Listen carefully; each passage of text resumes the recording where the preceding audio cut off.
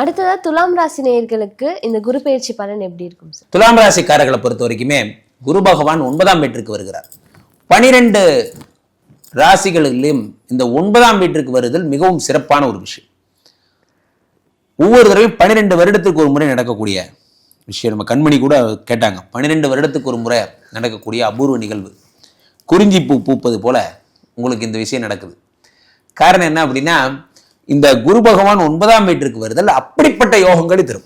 ஓடி போனவனுக்கு 9ஆம், நான் ஏங்க ஊரை விட்டு ஓடி போறேன், நான் நல்லா தான் இருக்கேன், ஒரு வீட்டுக்கு 2 வீடு, நல்ல சந்தோஷமா ஒரு வேலை, ஒரு பிஸ்னஸ், ஜாலியாக இருக்கேன், நான் ஏன் ஊரை விட்டு ஓடி போனோம்? ஸோ 9ஆம் வீட்டில் குரு பகவான் வரும் பொழுது அளவு கடந்த பலன்களை அள்ளி தருவார். சார் வறுமையிலே சுத்திட்டு இருந்தேன், அந்த வறுமையெல்லாம் சரி பண்ணி 9ஆம் வீட்டை பார்க்கும்போது குரு பகவான் என்ன தருகிறார்னா, வறுமைகள் எல்லாம் நீக்குகின்ற வழியை தருகிறார். வறுமையை நீக்கும் வழி அந்த 9ஆம் வீட்டு குரு உங்களுக்கு அள்ளி தருகிறார். 9லிருந்து 5ஆம் பார்வையாக 1ஐ பார்த்து விடுகிறார். உடம்பை பார்க்கிறார். உடம்புல இருக்கக்கூடிய நோய்கள் போன்றவற்றை சரி பண்ணுகிறார். நிறைய டயர்ட் ஆகிறேன், எதுக்கு எடுத்தாலும் டென்ஷன் ஆகிறேன், என்ன பண்ணுறேனே தெரியாது, ஒரே வெறியாகுது, எப்போ பார்த்தாலும் ஒரே வெறுப்புலேயே சுற்றிட்டு இருக்கேன்.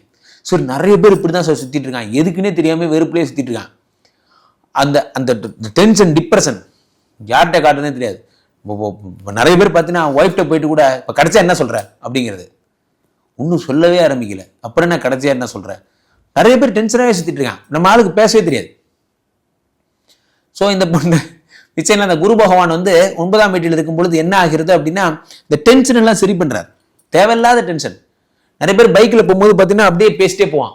ஆமாம் ஆமாம் கரெக்டு, அதுக்கு என்ன போ அப்படின்னு பேசிட்டே, எங்கடா பேசிட்டு போறான்னு பார்த்தீங்கன்னா, ஒன்று வீட்டில் சண்டை போட்டால் மிச்சத்தை அப்படி பேசிட்டே போய் கம்ப்ளீட் பண்ணிக்கிறான், அல்லது இதுக்கு மேலே போய் சண்டை போட போகிறதுக்கு இப்போ ட்ரைனிங் எடுத்துகிட்டு போகிறான்.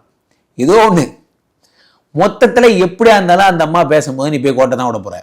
ஏன்னா இவங்க சும்மாவே நல்லா பேசுவாங்க, நமக்கு பேச தெரியாது. அதனால என்ன ஆகுதுன்னா, இந்த 9ஆம் வீட்டில் இருக்கக்கூடிய குரு பகவான் உங்களுக்கு என்ன தருகிறாருன்னா, இப்படி ஒரு சண்டே நிகழ்ச்சியே நடக்காத மாதிரி, இந்த ஒரு சண்டே வராது. இந்த ஒரு வருடமும் உங்க ஒய்ஃப் உங்களை சந்தோஷமா வச்சுக்குவாங்க. குரு பகவான் உங்களுக்கு 9ல் வரும் பொழுது திடீர் யோகங்களை, 100 ப்ராடக்ட் பண்ணிட்டு இருந்த இடத்துல 200 ப்ராடக்ட், 200 பண்ணிட்டு இருந்த இடத்துல 500 ப்ராடக்ட், 500 பண்ண இடத்துல 1000 ப்ராடக்ட், ஒரே பிஸி தான். ஸோ குரு பகவான் பயங்கர பிஸியா வச்சிருப்பார். அதே நேரத்தில் 9ல் இருந்த குரு 7ஆம் பார்வையாக 3ஆம் இடத்தை பார்க்கிறார். 3ஆம் இடம் என்பது என்ன அப்படின்னா, முயற்சி ஸ்தானம். முயற்சியை குரு பகவான் பார்க்கும் பொழுது முயற்சி அதிகமாகிறது. முயற்சி மற்றும் கூட பிறந்தவங்க, உங்களுடைய அண்ணா தம்பி போன்ற விஷயங்கள், ஏதாவது ஒரு உங்களுக்கு தேவையில்லாம உங்களை வந்து அவங்களுடைய சொத்து சம்பந்தப்பட்ட விஷயம் எதுக்கு எடுத்தாலும் சண்டை போட்டுட்டே இருக்காங்க, எனக்கும் அவங்களுக்கும் ஒத்து போவே மாட்டேங்குது. குரு பகவான் அவங்களுக்குள்ள ஒரு இணக்கத்தை உண்டு பண்ணுகிறார்.